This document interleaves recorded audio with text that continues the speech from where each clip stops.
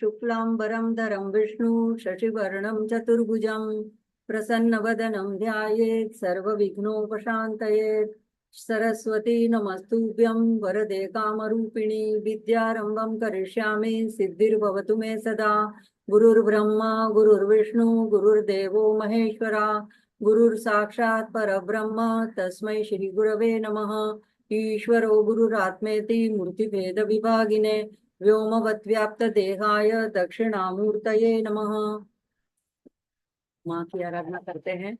वैसे भी गुप्त नवरात्र चल रहा है। श्री विद्यां परिपूर्ण मेरु शिखरे बिंदु त्रिकोणे स्थितां वागीशादि समस्त भूत जननीं मंचे शिवाकारके कामाक्षीं करुणारसार्णवमयीं कामेश्वराङ्कस्थितां कान्तां चिन्मय कामकोटिनिलयां श्री ब्रह्म विद्यां भजे। सिन्दूरारुण विग्रहां त्रिनयनां माणिक्यमौलिसुरतारा शेखरां स्मितमुखी मापीनवक्षोरुहां पाणिभ्यामलिपूर्णरत्नचषकं रक्तोत्पलं बिभ्रतीं सौम्यां रत्नघटस्थरक्तचरणां ध्यायेत् परामम्बिकाम्। करुणातरङ्गिताक्षी मृतपाशाङ्कुशपुष्पबाणचापाम् अणिमादिभिरावृतां मयूखैः रहमित्येव विभावये भवानी। ध्यायेत् पद्मासनस्थां विकसितवदनां पद्मपत्रायताक्षीं हेमाभां पीतवस्त्रां करकलितलसद्धेम पद्मां वराङ्गीं सर्वालङ्कारयुक्तां सततमभयदां भक्तनम्रां भवानीं श्रीविद्यां शान्तमूर्तिं सकलसुरनुतां सर्वसम्पत्प्रदात्रीं। सभी साधकों के हृदय में बसी हुई माँ जगदम्बा राजराजेश्वरी पराम्बिका ललिताम्बिका को कोटि कोटि नमन, बड़ों को वंदन। श्री मात्रे नमः। जय श्री कृष्ण। आज बहुत बड़ा अच्छा सुंदर संयोग आया है। देखो, एक तो गुप्त नवरात्र चलती है, उसकी आषाढ़ पक्ष की शुक्ल द्वितीया है, और दूसरा है कि जगन्नाथपुरी में रथ यात्रा चल रही है, तो जगन्नाथ जी का बड़ा उत्सव है। ये दोनों पर्व के साथ साथ हमारे महाराष्ट्र में पंढरपुर की वारी चल रही है। तो विठल को मिलने के लिए सभी संत जनों के पालकी सोहड़ा प्रस्थान कर चुके हैं, और ज्ञानदेव महाराज की पालकी 19 तारीख को आनंदी से निकलकर पूना सासवड़ जेजूरी होते हुए आज लोणंद में कल पहुंची है, और 2 दिन वहीं पे मुक्काम है।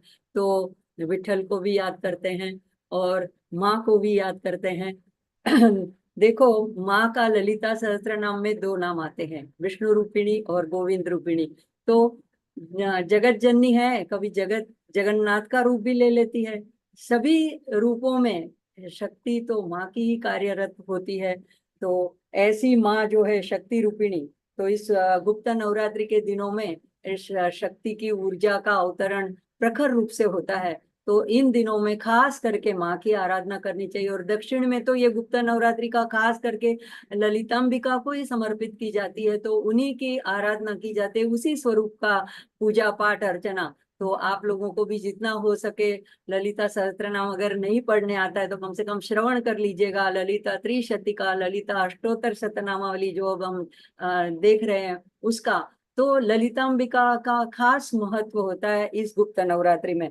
तो इसकी आराधना से हम उस माँ को अपने में आह्वान करना है, अवतरण करना है, और हमारे अंदर की जो गुप्त शक्तियां हैं उसी को हमको माँ की इस ब्रह्मांड की ऊर्जा को आह्वान करके जागृत करना है।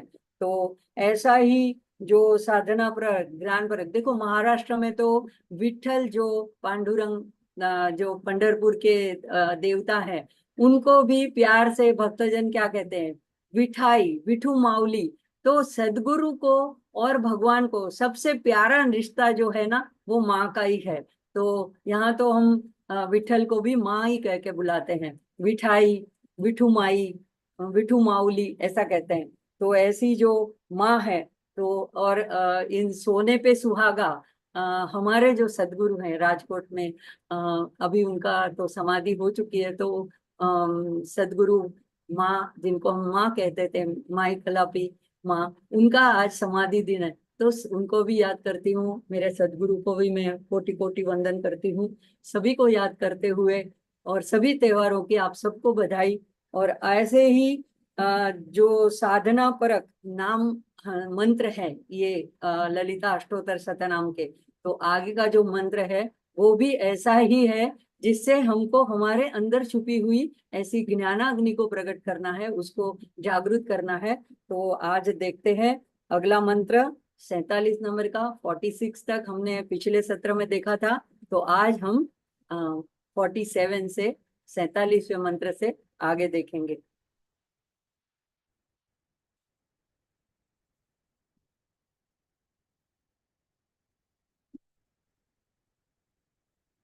तो पिछले सत्र में देखा था ओम चक्रराज महामंत्र मध्यवर्ये नमो नमः। आज आगे देखते हैं ओम चिदग्निकुंड संभूत सुदेहाये नमो नमः।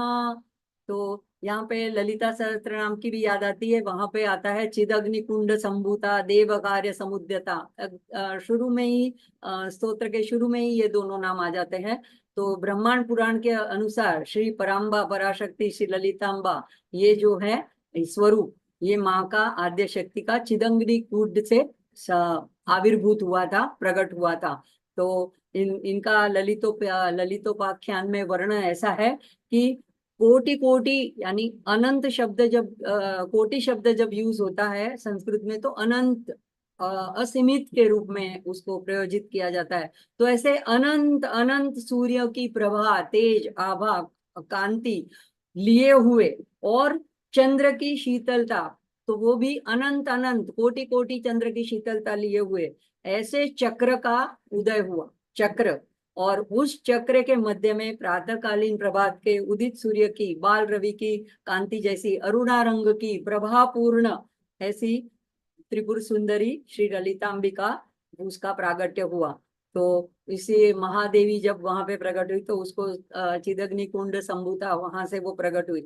तो यह चक्राकार चिदग्नि कुंड से प्रकट हुई देवी की श्री चक्र की वासिनी त्रिपुर सुंदरी श्री त्रिपुर सुंदरी ललितांबिका जो है, वो राक्षसों का, खास करके भंडासुर और उसके साथियों का विनाश करने के लिए, संहार करने के लिए उनका प्रागट्य हुआ। और देवों के कार्य हेतु यानी देवों की रक्षा हेतु उनका इस यज्ञ कुंड से प्रागट्य हुआ था। तो चिदग्नि कुंड को, चिद को ज्ञान भी कहते हैं, तो ज्ञानाग्नि कुंड भी कहते हैं। तो गीता क्या कहती है कि ज्ञानाग्नि सर्व कर्मों को भस्म कर देती है जला करके। तो इस तरह यह ज्ञानाग्नि जब हमारे हृदय में प्रकट होती है, तो सर्व कर्मों को यानी कर्मजन्य सर्व, हम जो कार्य अगले पिछले जन्मों में करके आए या इस जन्म में, उसके जो फल स्वरूप हमें भुगतना पड़ता है, उन सबको भस्मीभूत कर देती है, कर्म फल को ही जला देती है। और इस तरह इस अर्थ में माँ जो है, यहाँ पे ये नाम दिखाता है कि मोक्ष स्वरूपिणी है, ब्रह्म ज्ञान स्वरूपिणी है। तो हमारे चित्त के, मन बुद्धि हृदय के अंदर स्थित जो तमस रूपी अज्ञान रूपी जो अंधकार है, उसका नाश करने वाली प्रकाश स्वरूपिणी, ज्ञान स्वरूपिणी, ज्ञान इसको प्रकाश के अर्थ में लिया जाता है, अंधकार को दूर करने, तमस को दूर करने के लिए, तो ये ज्ञान का प्रकाश होता है। तो ऐसी ज्ञान प्रकाश स्वरूपिणी माँ जो है, वो ज्ञान प्रदान करके हमको मोक्ष मार्ग पर अग्रसर करती है।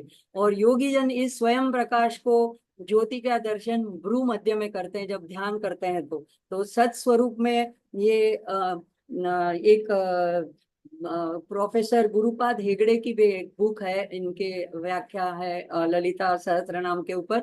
उसमें उन्होंने ये चिदग्नि कुंड संभूताय का बहुत अच्छा अर्थ अपने तरफ से लिखा है, कि योग परक अर्थ बताया है। जैसे योगी निरंतर साधना करते हैं, तो मूलाधार से कुंडलिनी शक्ति को जागृत करके, उत्थान करके, ऊपर की ओर क्रम क्रम से बढ़ा करके सहस्त्रार तक ले जाते हैं।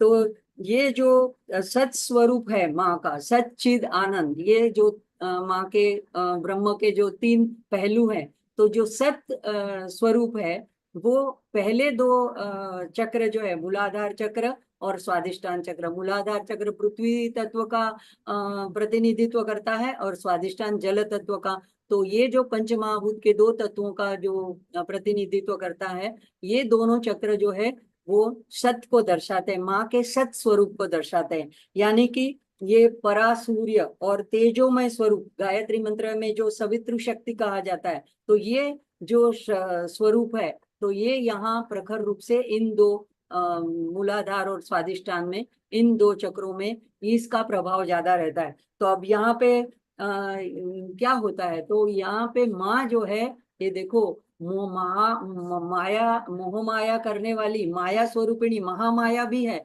और माया को दूर करने वाली भी है।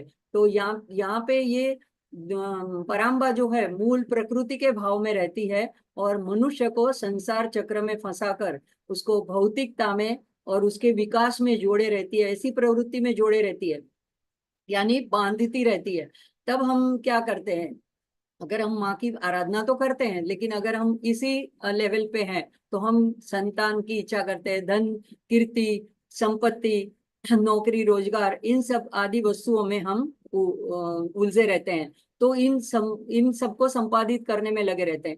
तो वहां पराशक्ति इन सब बातों में उलझाकर विभ्रम में लगाकर सत स्वरूपिणी है। अब सत यानी जीवन में जो कुछ हम जिसको भी महत्व देते हैं, तो इसको व्यावहारिक सत कहते हैं। कुटुंब, घर, संपत्ति, धन, नौकरी, विवाह के लिए जो भी हमारी इच्छित कामनाएं होती है, तो ये कामनाओं का केंद्र वहां पे। लेकिन जिन्हें इनसे ऊपर उठना है, मोक्ष प्राप्त करना है, तो ये जो गुप्त नवरात्रि है ये खास करके मोक्षदायिनी नवरात्रि कही जाती है। तो ये इन नवरात्रियों में ये ललितांबिका का खास करके आराधना की जाती है। तो यहाँ पे अगर जिसको ऊपर उठना है तो वो वहां मणिपुर और आज्ञा चक्र अनाहत चक्र में चिद रूपिणी रूप से माँ प्रतिष्ठित है। तो मणिपुर जो है अग्नि तत्व है और अनाहत है वायु तत्व। तो अग्नि की ज्वालाएं भी ऊपर की ओर जाती है और वायु उसके साथ अगर मिल जाए तो वायु उसको ऊपर उठा के ले जाता है। तो ये ऊर्ध्व गति कराती है, मनुष्य को जीवन में ऊंचे आदर्शों को पाने के लिए प्रवृत्त करती है। तो यहाँ पे कुंडलिनी जब इससे भी आगे ऊर्ध्वगमन करती है, तो तब जाकर के वो चिदग्नि कुंड संभूता बनती है। और यह साधना सिर्फ और सिर्फ मनुष्य जन्म में ही शक्य है करनी, क्योंकि इन सब बातों को समझने की सूझबूझ बुद्धिमत्ता, ये सारी बातों की समझ जो है और इसके लिए जो ज्ञान की जरूरत है, वो मनुष्यतर जन्म में दुर्लभ है। तो सिर्फ यहाँ ये संभव है। तो मनुष्य जन्म में अगर जन्म मृत्यु के चक्र से बचना है, छूटना है, मुक्ति पानी है, तो माँ को हमको अपने अंदर स्वयं में प्रकट करनी है। चिदग्नि कुंड संभूता, हमारे अंदर से उनको संभूता प्रकट करनी है। तो ऐसी साधना करते करते जब साधक को ओम नाद सुनाई देता है, भेरी नाद, वीणा, बांसुरी का नाद खास करके दाहिने कान में सुनाई देता है, ऐसा गुंजारव, तो ऐसे सारे दशनाद बताए हैं शास्त्र में। और भ्रू मध्य में प्रकाश का, ज्योति का दर्शन भी होने लगता है। तो यही पराशक्ति बाद में जीव को शिव से मिला देती है, यानी शिव ज्ञान प्रदायिनी बन जाती है। तो इसी अर्थ में यहाँ पे ललिता को कहा गया है कि चिद यानी ज्ञानात्मक अग्नि कुंड से उद्भव संभूता, ऐसी बताई, ऐसा इस नाम का अर्थ बताया गया है इस मंत्र का। तो यह उनका जो विग्रह है, ये इसको सुदेहाय, सु शब्द लगाया है आगे विशेषण। तो सु यानी सुंदर, तेजोमय, प्रकाशमय, आभामय।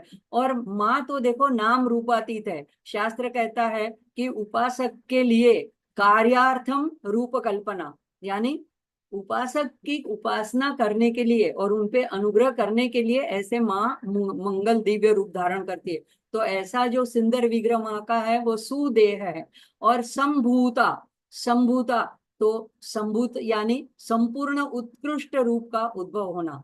तो पुराणों में वर्णित कथाओं में माँ का देवताओं की प्रार्थना के प्रत्युत्तर में आविर्भाव होता है। जैसे सप्तशती में हम देखते हैं, तो वहां पे सारे देवतागण प्रार्थना करते हैं, ऐसे 11वें अध्याय में नारायणी को प्रार्थना करते हैं। तो ये आविर्भाव प्रार्थना से माँ को 5वें अध्याय में भी जब शुंभ निशुंभ से त्रस्त हो जाते हैं, तो सारे देवतागण माँ की प्रार्थना करते हैं तो पार्वती की, तो वहां पे वो संभूता यानी प्रकट होती है, आविर्भाव होती है। तो ब्रह्म हमें भी ऐसी शुद्ध अंतःकरण से, तत्परता से, प्रेम से, आर्द्रता से, उत्कटता से इस नवरात्रि का उपयोग करके प्रार्थना करनी है कि हे माँ, आप भी हमारे अंदर ऐसे ज्ञान कुंड में से उद्भूत हो। तो ऐसे ब्रह्मांड पुराण में ललितोपाख्यान में एक कथा विस्तार से जो आती है माँ के प्रागट्य की, तो उसका गर्भित अर्थ हम देखते हैं। वहां पे शिवाय गुरुवे नमः, शिव आदि गुरु हैं, तो उन्होंने भंडासुर के परास्त हेतु सारे देवतागण को माँ के आविर्भाव करने के लिए एक बड़े बड़ा महायज्ञ उन्होंने करवाया। और वहां पे वो उन्होंने सारे देवताओं का जिससे सृष्टि में सारी जो कुछ उत्कृष्ट वस्तुओं थी, समस्त वस्तुओं की वहां पे आहुति दी गई उस यज्ञ कुंड में, महायज्ञ याग में। लेकिन फिर भी माँ का प्रागट्य नहीं हुआ। तब शिव जी ने कहा कि तुम अभी अपने आप को, स्वयं को उसमें समर्पित कर दो। अब गुरु आज्ञा प्रमाण सारे देवता उसके अंदर कूद पड़े। तो ये एक गर्भित अर्थ है कि जैसे अपने अहंकार को उसमें समर्पित करना, अपने मैंपन को, कर्तापन को, मैं यज्ञ कर रहा हूँ, मैं माँ को प्रकट कर लूंगा। तो ये जब भाव भी अर्पित कर दिया जाता है देवताओं के द्वारा, तब माँ का प्रागट्य होता है। और शिव जी ने ये इसमें जो अग्नि प्रकट की, वो अपने भाल के त्रिनेत्र से प्रकट की थी। तो ये जो तीसरे नेत्र के ज्ञानाग्नि द्वारा यज्ञ के अंदर जो अग्नि प्रकट की, तो उससे ये अद्भुत ज्वाला उठी और उसके अंदर से ये ललितांबिका का प्रागट्य हुआ, चिदग्नि कुंड से प्रागट्य हुआ। तो यहाँ पे क्या सूचितार्थ मिलता है कि पहले साधन करना जरूरी है। तो साधन करना है, और जैसे देवताओं ने यज्ञ किया, तो अभी हमने इस कलिकाल में कौन सा यज्ञ करना है? तो गीता हमारी सहाय करती है कि यज्ञानाम जप यज्ञोस्मि, तो सभी यज्ञों में मैं जप यज्ञ हूँ। तो हमने भी माँ का ऐसे ही नाम जप यज्ञ करना है, ऐसे स्तोत्रों का जप करना है, ऐसे मंत्रों का जप करना है। तो उसमें अपने ये मंत्र करते वक्त अपने स्व को, अपने कर्तापन को, अपने अभिमान को उस यज्ञ में आहुति दे देनी है। और ये ऐसे करने से माँ जरूर प्रकट होगी। और अब यहाँ गुरु कृपा जरूरी है। तो अगर गुरु ने बताए हुए साधन से करते हैं, जैसे ही वहां पे शिव जी के कहने से उन्होंने कहा, तो भगवती प्रकट हो गई। तो यहाँ पे जब तक हमें कोई श्रेष्ठ ब्रह्मनिष्ठ गुरु की प्राप्ति नहीं होती है, तब तक हम माँ को ही अपनी गुरु समझकर, या किसी ग्रंथ को, जैसे भगवत गीता है, रामचरितमानस है, या सप्तशती की जो पुस्तक है, उसी को, उस ग्रंथ को ही हम गुरु समझकर हम अपना आराधना शुरू कर सकते हैं। तो जो पहले कोई पूर्व साक्षात्कारी पुरुष हो गए, जैसे रामकृष्ण परमहंस, ऐसे उनको भी मान सकते हैं अपना गुरु, और उनके वचनों को प्रमाण मान करके भी हम साधना कर सकते हैं। तो जैसे ही ऐसे साधना करने से ज्ञान से ही देखो अहंकार दूर होगा, और अज्ञान ही अहंकार है। अगर ज्ञान हो जाएगा तो अहंकार रहेगा ही नहीं। तो ऐसी ज्ञानाग्नि यानी निरंतर विचारणा, निरंतर चिंतन, निरंतर नाम जप साधना, ऐसा होने से मैं और मेरा यह भाव धीरे धीरे दूर होने लगता है, और माँ का अनुभव मिलने लगता है। तो इस तरह ये पुराण कथा जो होती है, ये यहाँ पे चिदग्नि कुंड संभूता, ये पुराण, ब्रह्मांड पुराण की जो ललितोपाख्यान की पुराण कथा है, तो ये हमको संकेत रूप में इसको जान करके साधन करने का सूचन इस नाम मंत्र में दिया गया है। तो ऐसी माँ को वारंवार नमो नमः, वारंवार नमन है। आगे का मंत्र है 48। ओम शशांक खंड संयुक्त मकुटायै नमो नमः। अब देखो भावना करनी है कि जैसे ये एक यज्ञ याग बड़ा हुआ, और वहां पे एक चिदग्नि कुंड में से माँ का आविर्भाव हुआ, और जब माँ उसमें से प्रकट हुई, तो सबसे पहले क्या दृश्यमान हुआ? तो यहाँ पे ये नाम बताता है, शशांक खंड संयुक्त मकुटायै नमो नमः। यानी देखो, माँ के आविर्भाव होने के बाद चिदग्नि कुंड से ऊपर जैसे ही माँ का स्वरूप ऊपर उठा, दृश्यमान हुआ, तो सबसे सबकी आंखें वहीं पे लगी हुई थी, टिकी हुई थी। तो सबसे पहले माँ के मुकुट का दर्शन होता है। और वो मुकुट कैसा है? तो शशांक खंड संयुक्त, शशांक खंड यानी चंद्रलेखा से संयुक्त ऐसी मुकुटधारी माँ को वारंवार प्रणाम है। अब माँ का मुकुट क्या है, तो पद्मराग और ऐसे अनेक बहुमूल्य रत्नों से जड़ित सोने का अद्भुत सुवर्ण ऐसा अलौकिक तेजोमय ऐसा मुकुट सबकी दृष्टि में सबसे पहले आता है। जैसे धीरे धीरे धीरे माँ का प्रागट्य होता है तो सबसे पहले मुकुट नजर में आता है। तो यह चिन्ह जो है चंद्रलेखा का, शशांक खंड का, ये शिव जी का भी है।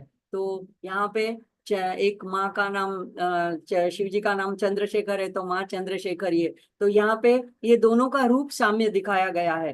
तो इसे इसलिए ये नाम विशेष भी है, क्योंकि सिर्फ सिर्फ सामान्य चंद्र की ये कला नहीं है, ये ध्रुवा कला कही जाती है, अमृत कला कही जाती है। चंद्र की तो 15 कलाएं हैं, लेकिन 16वीं जो नित्या कला कही जाती है, उस कला को माँ ने अपने मुकुट में धारण किया है। तो आगे हमने नाम देखा था शशांक शेखर प्राण वल्लभा यही नमो नमः। तो वहां पे प्राण वल्लभा यही कहा है, तो वो इसको प्राण कला अमृत कला भी कही जाती है। तो ऐसी जो चंद्र कला है, ऐसे ललिता सहस्त्र नाम में आता है अष्टमी चंद्र विभ्राज दलित स्थल शोभिता। तो अष्टमी का चंद्र ऐसा है कि दोनों पक्षों में, शुक्ल पक्ष में और कृष्ण पक्ष में एक समान रहता है, यानी आधा पूरा आधा दिखाई देता है। तो यह चंद्रकला जो 16वीं कला है, यह माँ ने इसको धारण किया और वो ये अमृत स्वरूपिणी है। तो यहाँ माँ अमृत स्वरूपिणी, तो यहाँ माँ का शाश्वत आनंद स्वरूप का दर्शन कराया गया है। तो ऐसी माँ को बारंबार नमन है।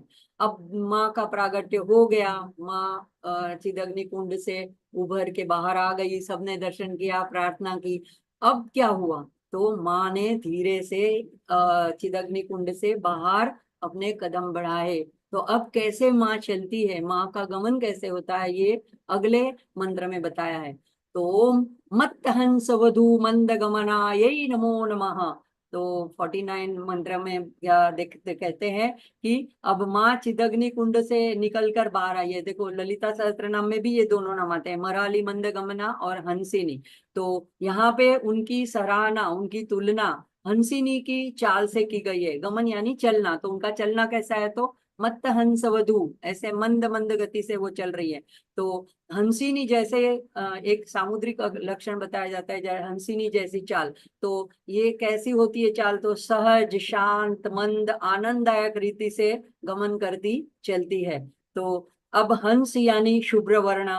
तो चिदग्नि कुंड से उद्भव होने के बाद पहले मुकुट दिखा और माँ के दर्शन सभी देवताओं ने किए, और अब माँ धीरे धीरे मंद गति से आगे कदम रख रही है। तो यहाँ पे मंद मत्त हंस गति, मत्त, मंद तो बाद में, मत्त, मत्त हंस यानी ये योग परक अर्थ कैसा है, कहते कहते हैं मत्त यानी एक प्रौढ़ ऐसा हंस, और उसकी वधु यानी हंसिनी। तो ऐसा प्रौढ़ जो मतलब जिसको गरिमा वाला, तो ऐसा ऐसी हंसिनी जब चलती है, तो योग परक अर्थ होता है कि श्वास प्रश्वास की प्रक्रिया। तो यहाँ पे हंस जो है नाम, ये निरक्षीर विवेक का, यानी कि ज्ञान का प्रतीक है। तो ऐसा जिसमें विवेक होता है उसको परमहंस कहते हैं, जैसे रामकृष्ण परमहंस, परमहंस योगानंद। तो हमारे अंदर जो श्वास के आवागमन के साथ एक अनाहत नाद सतत चलता रहता है, तो उसको कहते हैं हंस सोहम।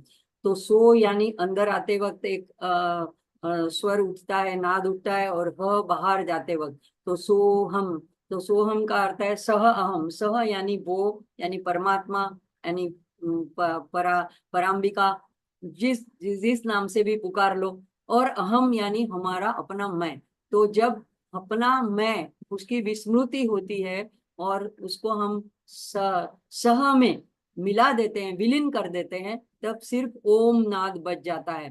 तो ये ओमकार शेष जो रह जाता है, तभी समाधि घटित होती है।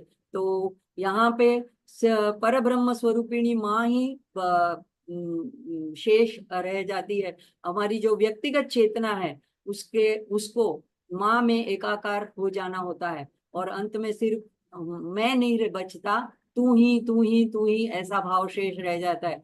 तो हंस यह प्राण शक्ति है, और उसे चलाने वाली, ऊर्जा देने वाली माँ स्वयं है। तो उसकी चाल को हंस गमन कहते हैं।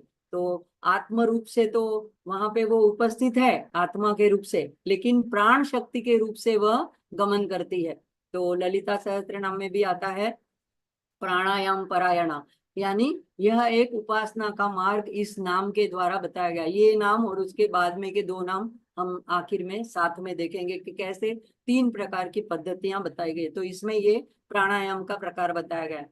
अभी देखो हमारे मन में जिस प्रकार के विविध भाव आते जाते रहते हैं ना, उसी प्रकार से हमारी श्वास की गति चलती है, मंद होती है कभी तेज चलती है। अगर भय के वक्त, क्रोध के वक्त, उद्वेग के वक्त, आवेश के वक्त, हाँ, हमारा मन आंदोलित होता है, तब हमारी श्वासोश्वास की प्रक्रिया, वो उसकी गति जो है वो तेज हो जाती है।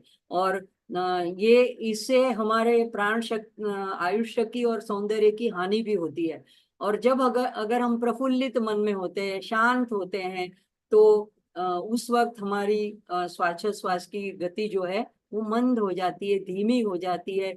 और उस वक्त हमारे आयुष्य की बढ़ोतरी होती है। तो जैसे रोगों में भी इसमें इसके में फायदा होता है जब हम धीरे मंद गति से श्वासोच्छ्वास करते हैं। तो जो हमारे ऋषि मुनि थे, उन्होंने ये प्रक्रिया के द्वारा दीर्घायुष्य की प्राप्ति की थी। तो इस तरह भारतीय अध्यात्म में, योग शास्त्र में इसका बहुत बड़ा योग साधना का और ये प्राण की गति के नियमन का बड़ा महत्व का स्थान है। तो प्राणायाम के द्वारा मन को एकाग्र करके चित्त वृत्तियों का निरोध किया जाता है, विग्रह निग्रह किया जाता है, और उसी से उसकी असर हमारे श्वासोश्वास की प्रक्रिया पे पड़ती है। और श्वासोश्वास की गति को अगर हम देखें, तो उसके अगर देखते रहे तो भी हमारा मन धीरे धीरे शांत होता जाता है। तो यह नाम हमें संकेत देता है कि भोग वृत्ति छोड़ो, और इसीलिए अगर रोगी नहीं रहोगे तो, और अगर योगी बन के प्राणायाम द्वारा कुंडलिनी शक्ति की साधना करोगे तो माँ का साक्षात्कार कर सकोगे। तो मन का निग्रह होने से, ध्यान जप करने से प्राण शक्ति मंद मंद होती जाती है। तो इस तरह यहाँ आध्यात्मिक विद्या में प्राण शक्ति का नियमन करके मन को शांत करने का सूचन किया गया है। तो यहाँ पे एक हंस गायत्री मंत्र भी आता है, ओम हंस हंसाय विद्महे परम हंसाय धीमहि तन्नो हंस प्रचोदयात्। तो पूजा वगैरह वगैरह अगर हम, आपने ध्यान से देखा होगा घर में बैठे, तो पंडित जी भी क्या कहते हैं कि पहले थोड़ा प्राणायाम करने को कहते हैं। तो प्राणायाम करने से क्या होता है कि थोड़ा हम अपने मन को एकाग्र करते हैं। तो हर एक स्तोत्र से पहले भी एक ध्यान मंत्र आता है, ध्यान के श्लोक आता है। तो इस तरह प्राणायाम के बाद माँ का ध्यान करने से यह आनंद रूपिणी अपने आनंद की प्राप्ति हमें कराती है। तो यहाँ माँ को हंसिनी कहने का तात्पर्य क्या है, ये कोमल रीति से कुंडलिनी शक्ति जो चलती है क्रम क्रम से, तो इसीलिए उसको हंसिनी शब्द से कहा गया है, मंद गति से ऊपर उठती है। तो यहाँ पे माँ का मुख्य प्राण स्वरूपिणी रूप में वर्णन किया गया है, और उसको बारंबार नमन है। अब आता है अगला नाम, वंदारु जन संदोह वंदिता यही नमो नमः। बहुत सुंदर नाम है ये। वंदारु ललिता सहस्त्र नाम में भी आता है, वंदारु जन वत्सला। तो अब माँ का देखो आवागमन हो चुका है, माँ का प्रागट्य हुआ, माँ धीरी चाल से, मंद गति से, हंसिनी की चाल से आगे बढ़ रही है। तो अब क्या कर रहे हैं सारे देवता, तो वंदारुजन यानी ऐसे लोग जो हमेशा नमन करने को, वंदन करने को, ऐसे स्वभाव वाले हैं, उसको तत्पर रहते हैं। तो उन्हें हमेशा नमस्कार करने का अभ्यास है। तो शरीर द्वारा झुक के प्रणाम करना और अपने दोनों हाथों को हृदय के स्पर्श करना, तो ये सिर को झुकाकर ऐसे प्रणाम करना, तो ये एक प्रकार हुआ। तो ये ऐसे जो हमेशा सभी का जिसका स्वभाव है कि वंदन करना, प्रणाम करना, ऐसा जिनको एक अभ्यास हो गया है, एक आदत पड़ गई है, तो वो ये लोग हमेशा सर्वत्र माँ का दर्शन करते हैं और ऐसा भाव रखते हैं। इसी कारण सदा सभी को वंदन करते हैं। जैसे हमारा नरसिंह मेहता का एक प्रसिद्ध भजन है, वैष्णव जन तो ते नेरे कहिए। इसमें एक बात आती है कि सकल लोक माँ सहुने वंदे। तो सकल लोक माँ सहुने वंदे, सबको वंदन करते हैं, उसको वैष्णव जन कहा गया है। तो ऐसा, ऐसे जो आते हैं लोग, तो नवदा भक्ति में भी वंदन भक्ति की बात आती है। तो दो हाथ और शिशु सिर को झुकाना ये तो बाह्य प्रक्रिया है, लेकिन असल में हम शीश के द्वारा अपने अहंकार को झुकाते हैं। और इस रीति से हम अगले का सम्मान करते हैं। तो ऐसा करने से हमारा मन और हाथ दोनों पवित्र होते हैं। और आगे चल के साष्टांग प्रणाम भी किया जाता है गुरु को और भगवान को, इष्ट को। तो इसमें हमारे शरीर के जो महत्व के 8 अंग है, 2 पैर, 2 हाथ, घुटने, छाती और सिर, उसको हम जमीन पे एक दंडवत लिटा करके और झुका करके हम वंदना करते हैं और सम्मान देते हैं। तो हमारी सनातन संस्कृति में ऐसे सदगुरु को और ईश्वर को इस तरह से साष्टांग नमन का विधान है। तो यह शरीर की स्थिति हमारे अहंकार को नष्ट करने में मदद करती है, हमारे में विनम्रता लाती है, साथ ही स्वास्थ्य में भी अनेक लाभ प्रदान करती है। देखो कोविड के वक्त देखा होगा कि जो लोगों को आईसीयू में रखा जाता था उनको उल्टे लिटा करके रखा जाता था, तो उस तरह से उनका ऑक्सीजन लेवल बढ़ाया जाता था। तो इस तरह से ये स्वास्थ्य में भी मदद करने वाला ऐसा एक प्रकार, ऐसी विधि है। तो अब प्रणाम और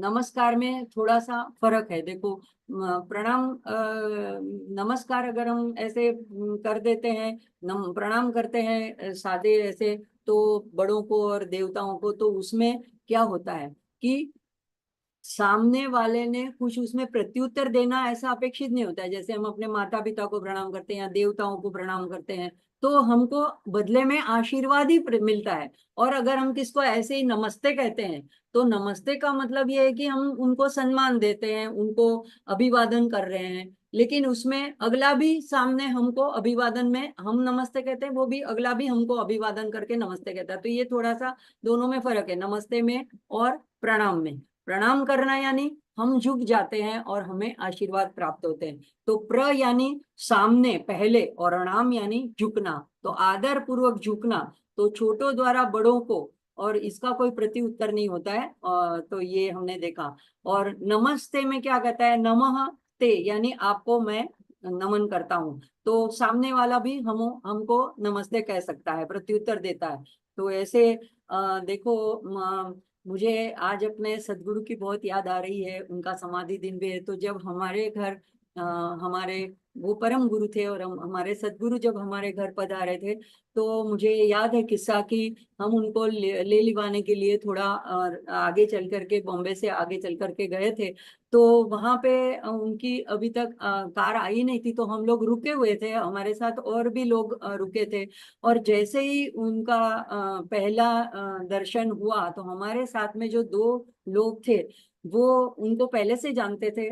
तो वो जा करके एकदम रास्ते के बीच में जमीन में, जैसे ही उनका कार का दरवाजा खुला और उन्होंने पहला कदम बाहर रखा, तो ये 2 जनों ने जा करके जमीन पे पूरे दंड की तरह लेट करके साष्टांग प्रणाम किया। अब बारिश की ऋतु थी और थोड़ी बौछार भी हुई थी, तो देखो उन्होंने कपड़ों की भी खराब होने की कोई परवाह नहीं की, और तब सीधे चरणों में हाथ फैलाकर उन्होंने प्रणाम किया। तब उनकी श्रद्धा और प्रेम भक्ति देखकर मेरा मन भर आया, और तब मुझे दंडवत प्रणाम का अर्थ प्रत्यक्ष समझ में आया। तो ऐसे दंडवत प्रणाम जो करने का जिनका स्वभाव है, तो ऐसे लोगों के द्वारा वंदिता, ये ऐसी माँ को वारंवार नमन है। ऐसे ही लोग वृंदावन में जाते हैं तो रमण रेती में लेट जाते हैं, क्यों?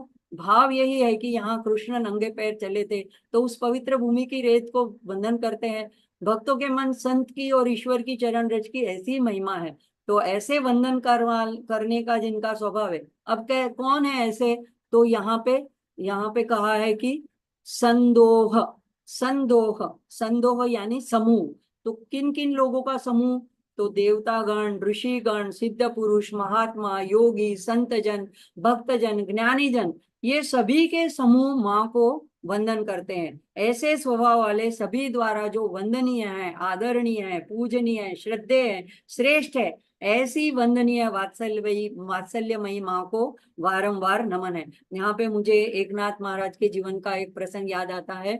उनका एक शिष्य था, उसका नाम तो अलग था, वो ब्राह्मण था, लेकिन वो उसको एकनाथ महाराज ने जो शिक्षा दी कि सभी में ईश्वर का दर्शन करना है, वो उसने इतना दृढ़ अपने मन में कर लिया था तो सभी को वो आते जाते रास्ते में दंडवत प्रणाम करता था, यानी उसका नाम ही दंडवत स्वामी पड़ गया था। अब जहाँ पे ऐसे कोई होते हैं तो थोड़ी शरारती टोलियां तो रहती ही है, और उनको मजाक की सूझी। तो एक बार क्या हुआ कि वो दंडवत स्वामी सामने से आ रहे थे, यानी वो ब्राह्मण आ रहे थे, और उस वक्त एक मरे हुए गधे को वहां पे, जो कूड़ा कचरा फेंकते हैं, हम गुजराती में उकरड़ो बोलते हैं, वहां पे उसको और फेंक दिया गया था उसके शव को। तो इन टोलियों ने मजाक उड़ाने की सोची, और उन्होंने कहा कि क्या तुम्हारे बुलाकर कहा, यहाँ यहाँ ये दंडनाथ स्वामी, दंडवत स्वामी यहाँ, क्या तुम्हारे एकनाथ महाराज क्या कहते हैं, सभी में ईश्वर का वास है? उसने कहा हाँ। क्या बोले तो इस गधे में नहीं है? तो अब वो विचार में पड़ा, हाँ बोले सभी में, तो इसमें भी है, तो क्या उसको नहीं तुम प्रणाम करोगे, दंडवत नहीं करोगे? अब वो बेचारा भोला था, तो जा करके वहां कूड़े कचरे में जा करके उसने उस मरे हुए गधे को साष्टांग दंडवत प्रणाम किया। देखो उसकी इतनी श्रद्धा थी और इतनी अपने गुरु के प्रति निष्ठा थी, तो उसमें ऐसी एक अजब सिद्धि आ गई कि वो जिसको उसने प्रणाम किया तो वो गधा जीवंत होकर के चल पड़ा। अब वो सारे लोग खचित हुए, आश्चर्यचकित भी हुए, और जब वो जाकर के उसने ये सारी बात एकनाथ महाराज को बताई, तो उन्होंने उसको कहा कि तुम अभी योग समाधि ले लो, नहीं तो ये गांव के लोग तुम्हें परेशान करके छोड़ेंगे। किसी के भी घर में किसी की भी मृत्यु हो गई तो वो उसको जीवंत कराने का अनुरोध करेंगे, और ईश्वर ईश्वर की रचना में तुमसे दखल करवाएंगे। तो इसलिए तुम अब योग समाधि से अपने शरीर को त्याग दो। तो कहने का तात्पर्य है कि ऐसे लोग होते हैं जिनका स्वभाव सभी को वंदन करना होता है। अभी आषाढ़ी वारी चल रही है, तो ऐसे भगवान के प्रिय भक्त जन संत जन जो है, ज्ञानदेव महाराज, तुकाराम महाराज, एकनाथ महाराज को भी याद कर लिया, और इसी बहाने विठल को भी वंदन करते हुए आगे बढ़ते हैं।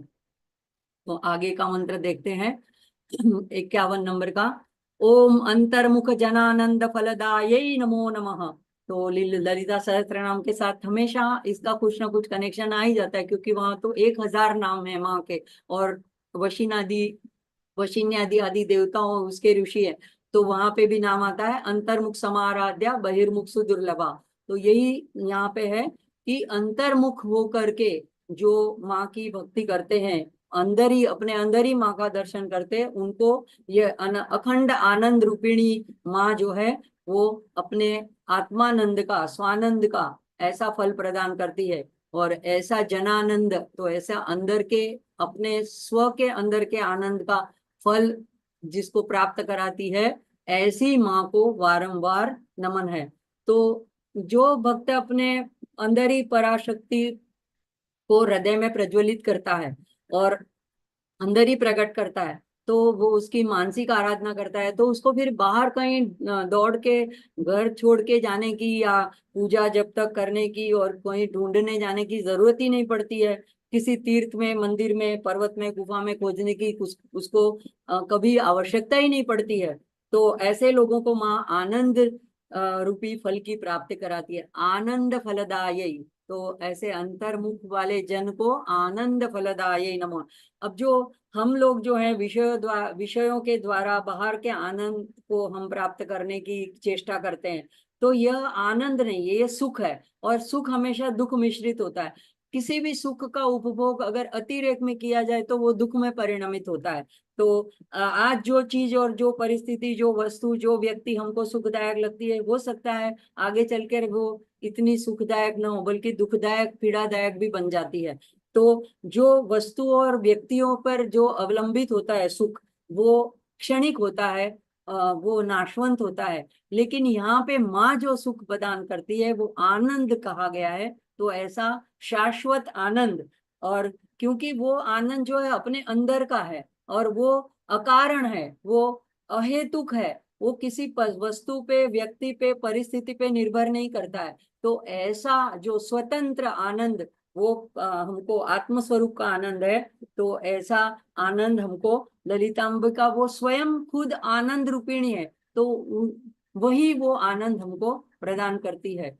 तो यहाँ पे हमारे सदगुरु माँ का एक भजन है, एकज बिंदु बसच दयानु एक ज बिंदु बस छे दयानु, ए बिंदु ना समझो नानु, जीवन पलटो करे भजननी कदर मां जरूर करे, भजननी कदर मां जरूर करे। भजन यानी क्या है? माँ को प्रेम करना वही भजन है।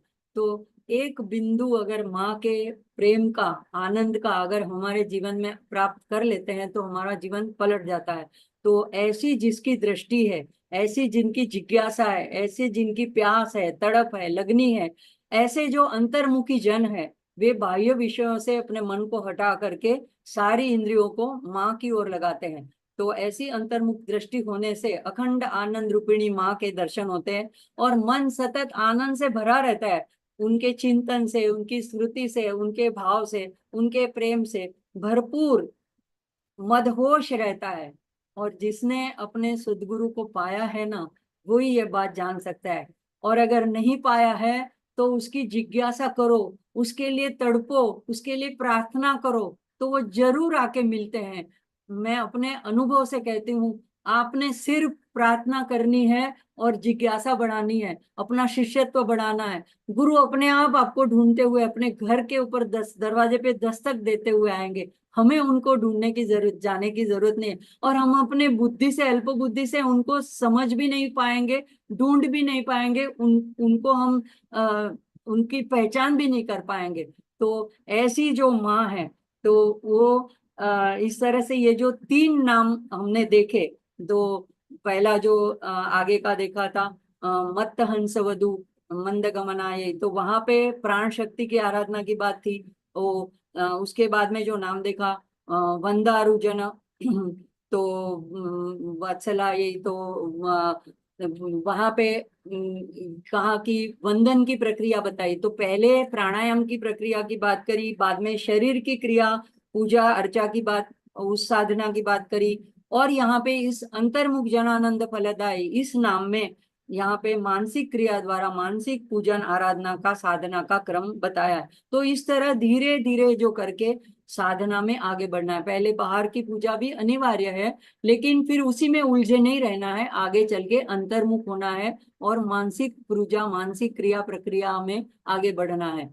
तो ऐसे ये तीन जो नाम है, मंत्र नाम है, ये क्या संकेत करके हमें समझाते हैं कि सतत हमारे प्राणायाम द्वारा, श्वासोश्वास के द्वारा, हमारे शरीर की क्रिया द्वारा, चेष्टा द्वारा, हमारे मानसिक चिंतन द्वारा, ध्यान द्वारा, ये सभी ऊर्जा द्वारा हमने माँ की पूजा ही करनी है और हो ही रही है, माँ की पूजा हो रही है। तो आगे का देखते हैं नाम, ओम पतिव्रतांगना भीष्ट फलदायै नमो नमः। तो यहाँ पे सामान्य अर्थ यही है कि पतिव्रता स्त्री, जो पतिव्रत धर्म का आचरण करने वाली है, उनको, ऐसी अंगनाओं को, ऐसी सौभाग्यवती स्त्रियों को अभिष्ट यानी इच्छित ऐसे फल देने वाली माता को वारंवार नमन है, वारंवार प्रणाम है। तो प्रतिव्रता स्त्रियों में सबसे प्रथम नाम आता है देवी अनसुया देवी का, जो कि ऋषि अत्रि की पत्नी थी और अपने सतीत्व के बल पर जिन्होंने त्रिदेवों को भी बाल स्वरूप में बना दिया था। तो उन्होंने राम जी को के वनवास के दौरान सीता माता को भी प्रतिव्रत धर्म का उपदेश दिया था। तो पुराणों में ऐसी अनेक स्त्रियों के नाम मिलते हैं। देखो, सती सावित्री, तो ये भी अश्वपति राजा राजश्री की पुत्री थी, जिन्होंने अपने पति सत्यवान को यमराज से छुड़ा करके पुनः प्राप्त किया था। ऐसे सीता माता, मंदोदरी, अरुंधति, दमयंती, सुलक्षणा जो रावण के पुत्र मेघनाथ की पत्नी थी, शतरूपा, मेना, लोपामुद्रा, रति, जिसने माँ की आराधना करके उसने भी अपने पति को अनंग रूप में पाया, और शांडिली, ये एक कौशिक नामक ब्राह्मण की पत्नी थी। तो पतिव्रता के लक्षण में क्या मुख्य बात आती है कि जिस स्त्री ने अपने मन में पति के अतिरिक्त किसी भी पर पुरुष के बारे में गलत विचार किया नहीं है, जो पति के धर्मानुसारिणी रहकर अर्धांगिनी रूप से है। देखो, हमारे यहाँ सहधर्मचारिणी यह शब्द है, वाइफ, पत्नी ऐसा नहीं है। सहधर्मचारिणी, जो पति का धर्म है वो धर्म में सहकार देने वाली, धर्मानुरूप चलने वाली और अर्धांगिनी, उसका एक अर्ध अंग माना गया है। तो जो अपने पति को परमेश्वर के समान मानती है, पूजती है, और जिसने अपना तन मन अपने पति को समर्पित किया है, तो ऐसी अंगनाओं को, ऐसी स्त्रियों को साध्वी सती भी कहा जाता है।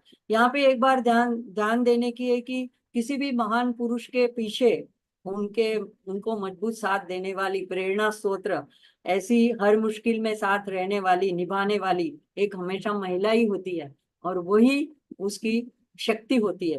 तो शास्त्रों में भी विवाहित स्त्री के लिए पतिव्रत धर्म ये परम धर्म बताया है, और पति को परमेश्वर रूप मानने से अहंता दूर होती है। तो आध्यात्मिक प्रगति में सबसे बड़ी बाधा ये अहंकार ही करता है, तो ये अहंता, ये बाधा दूर न करने के लिए स्त्रियों के लिए ये व्रत बताया गया है।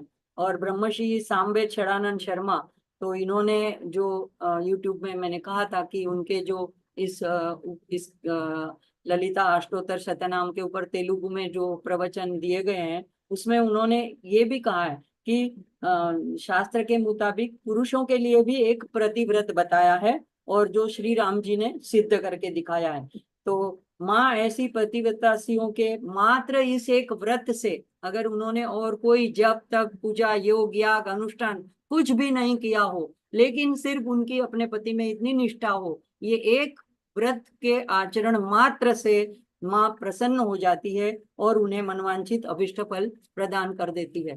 तो यहाँ पे कामदेव की पत्नी रति देवी ऐसी पतिव्रता स्त्री थी, तो उसने भी अपने धर्म से माँ को प्रसन्न करके अपने कामदेव को अनंग रूप से जीवन दान दिलाया था। तो ललिता सहस्त्रनाम में भी इसका नाम आता है, हर नेत्राग्नि संदग्ध काम संजीवन औषधि। दूसरी बात आती है लोपामुद्रा की, जो अगस्त्य मुनि की पत्नी थी। तो वैसे तो हयगिरि ऋषि अगस्त्य मुनि को ये सारा ज्ञान देना नहीं चाहते थे, लेकिन माँ ने कामेश्वरी के रूप में उनके ध्यान में प्रकट होकर दर्शन दे करके ये कहा, ये खास बात है, ये कहा कि इनकी पत्नी लोपामुद्रा ये मेरी भक्त है, और इसके इसीलिए आप अगस्त्य मुनि को दीक्षित कीजिए। तो यह लोपामुद्रा के पतिव्रत धर्म का और माँ की भक्ति आराधना का प्रताप था।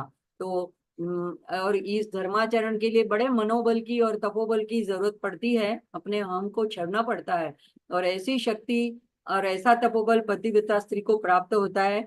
तभी तो सीता मैया ने रावण से दूर रहने के लिए, उसको पर्दा रखने के लिए क्या किया था। आप रामचरितमानस में देखेंगे, सुंदरकांड में, तो एक तिनका ओट, तिनके की ओट रखी थी। तो ये तिनका क्या कोई बहुत बड़ा भारी शस्त्र था, लेकिन ये एक उनके पतिव्रत धर्म का, तपोबल का ये प्रताप था कि रावण उस मर्यादा को पार नहीं कर पाता था, तो उसका कुछ बिगाड़ नहीं सका। तो इस तरह से पतिव्रता धर्म का माँ ने इतना सम्मान किया है, और उसमें कहा कि अलग से कोई योग या तप जप की जरूरत नहीं है, और एक धर्म से ही इस संसार में ऐसी स्त्रियां पार हो जाती है।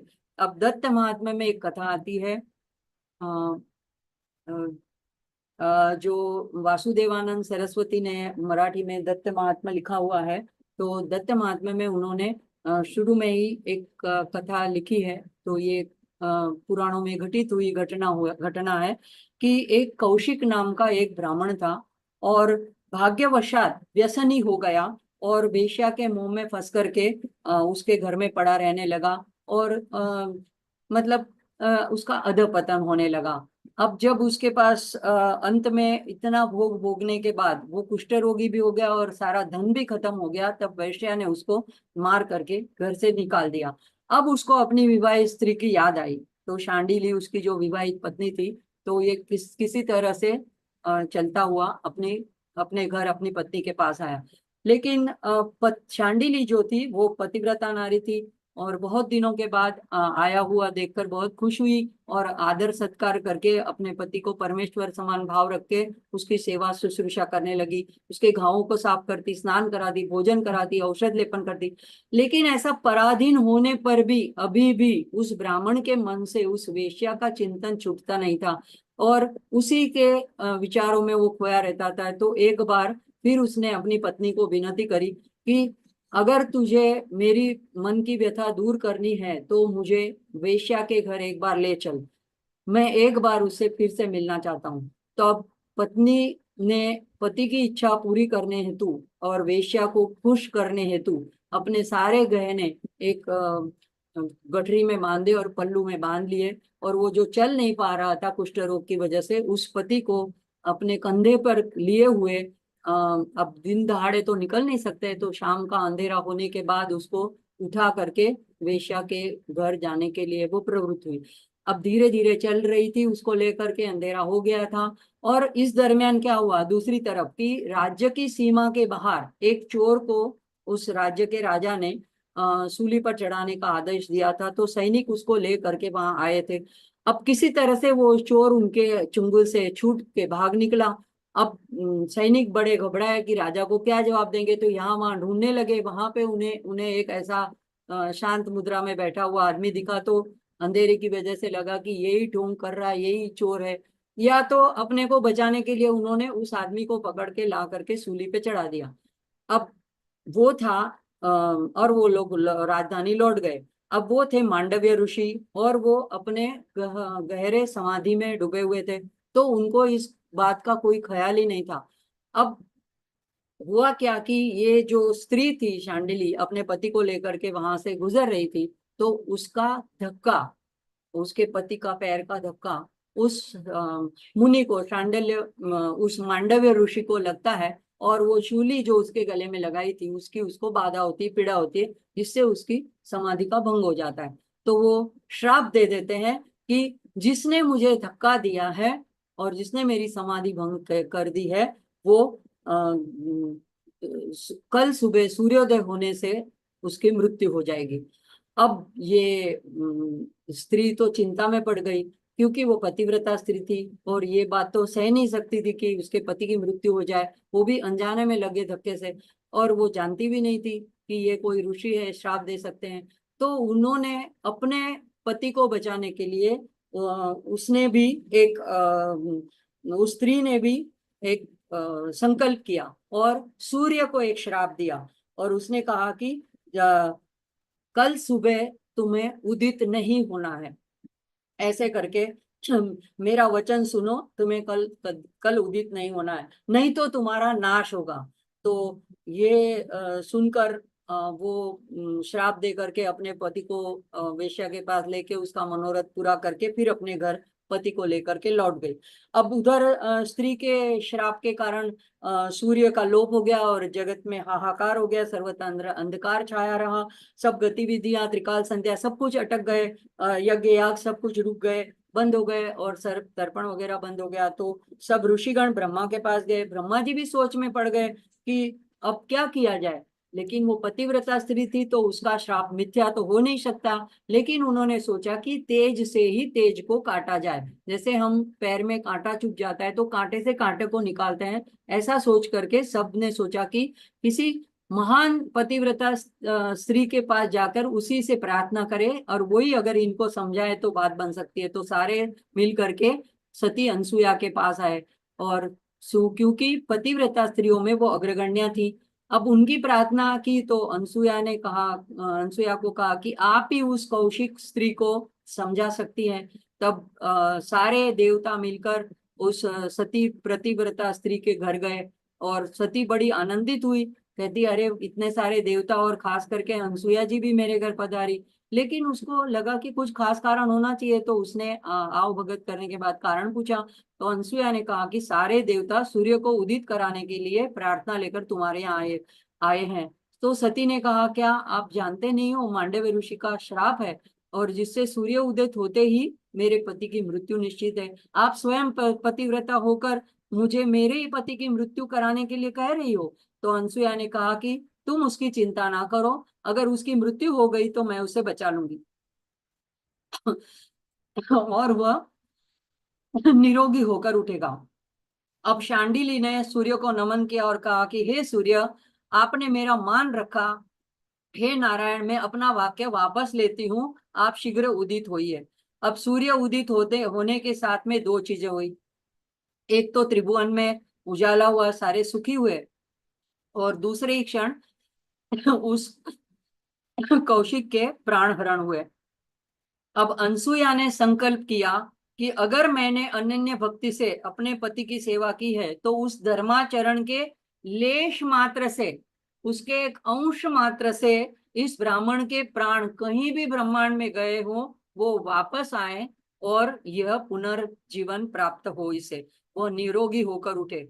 और ऐसा होते ही तत्क्षण वो ब्राह्मण निरोगी होकर उठे और उसका भाव, मन का भाव पलटा और उसने भी अपनी पत्नी से भी माफी मांगी, अनसुया से भी वंदन किया और सभी देवताओं ने और लोगों ने अनसुया का जय जयकार किया।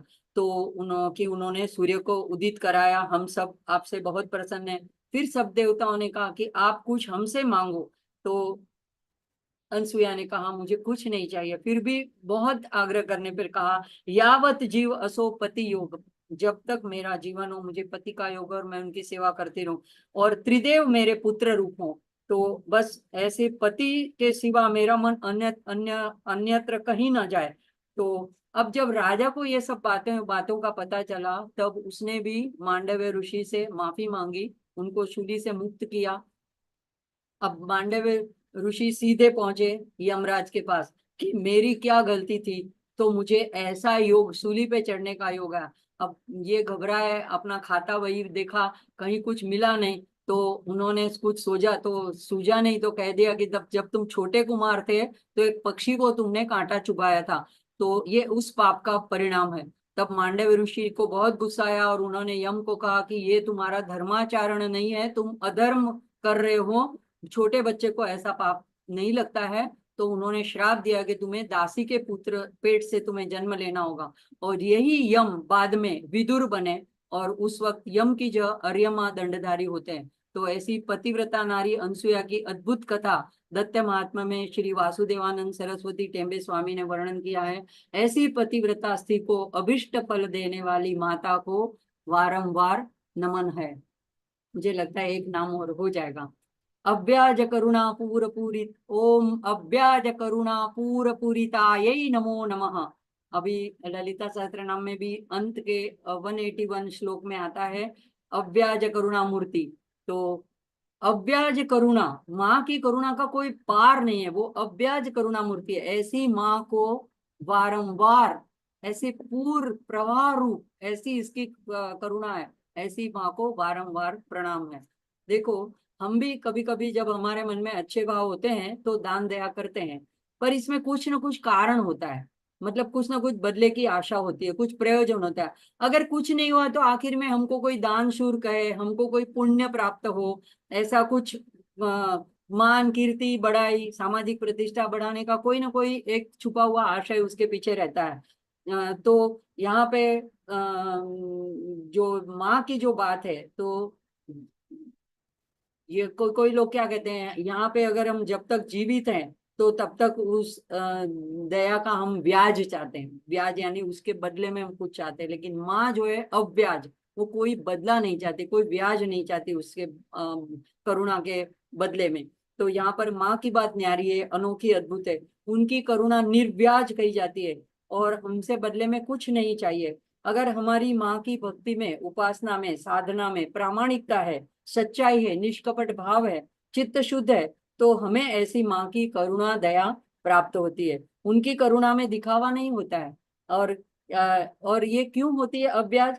क्योंकि उन्हें हमारे से बदले में कुछ भी नहीं चाहिए, उन और हम दे भी क्या सकते हैं, सारा तो कुछ जो कुछ हमारे पास है, मिला हुआ है, ये सारे पंच महाभूत, जो ऑक्सीजन है, जो प्राणवायु हमारी सांस में जा रहा है, जो जल हम पी रहे हैं, जो तेज हमें सूर्य से प्राप्त है, ये जो आकाश है, सारी वनस्पतियां हैं, सारा कुछ तो हमें माँ का दिया हुआ है। तो हम बदले में उनको दे के कैसे क्या दे सकते हैं?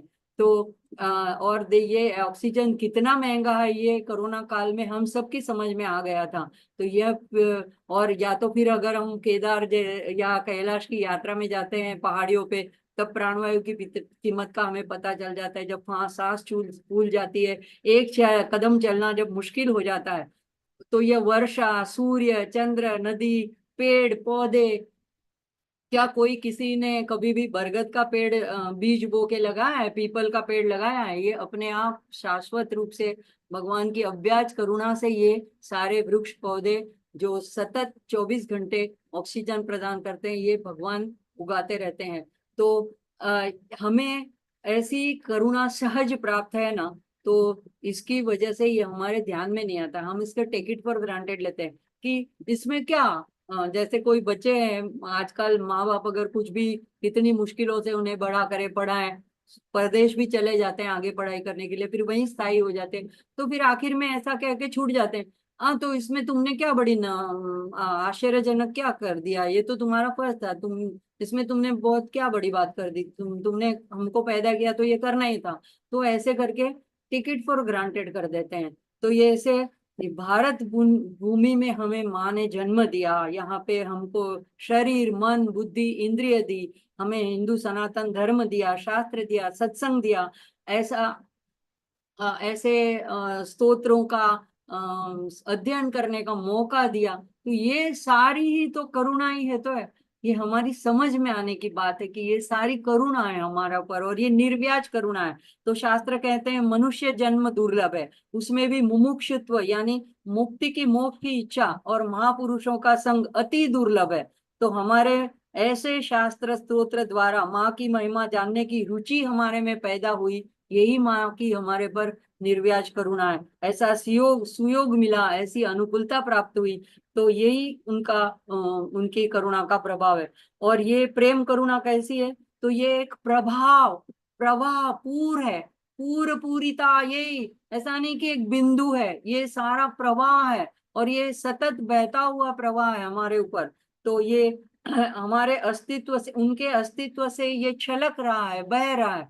तो ये ऐसी करुणा प्राप्त करने में हमारी भक्ति निष्कपट होनी चाहिए। और माँ तो पूरीता है, परिपूर्ण है, दया प्रवाह रूपिणी है, बस हमें एक निर्दोष शिशु की तरह उस प्रेम प्रवाह में डूब जाना है, निमग्न होना होना जाना है।